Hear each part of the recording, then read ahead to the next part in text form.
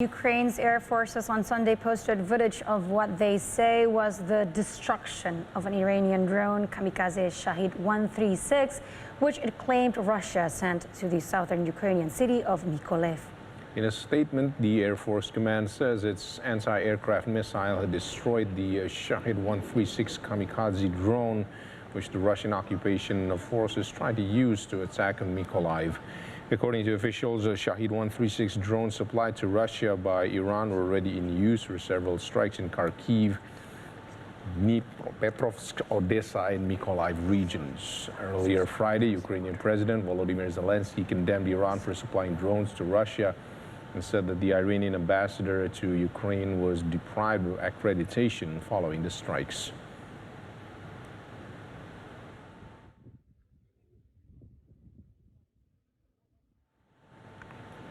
Meanwhile, in Izium, a Ukrainian city held by Russian forces for 6 months until its recapture early September, dozens queued Sunday near damaged buildings to receive humanitarian aid.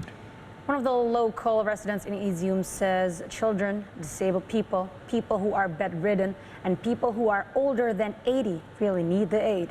The city is still without electricity, gas, and water, but mobile communications has already been set up in the city. Meanwhile, another resident says medicines, detergents, and bread remain some of the greatest needs in the city.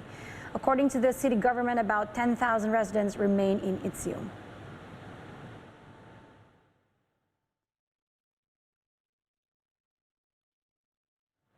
The head of the International Atomic Energy Agency, or IAEA, called on Monday for an end to the war in Ukraine, warning Europe's largest nuclear power plant remains under fire.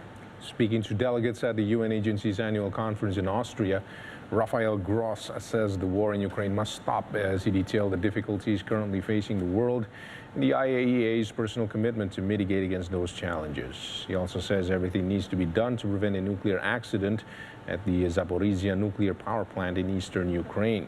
One of the ways is through consultations with Ukraine and with the Russian Federation last week on the urgent establishment of a nuclear safety and security protection zone around the nuclear power plant. Russian forces have since occupied Europe's largest nuclear energy facility shortly after the full-scale invasion was launched in February. In a convergence that appears mesmerizing is in front of us. It is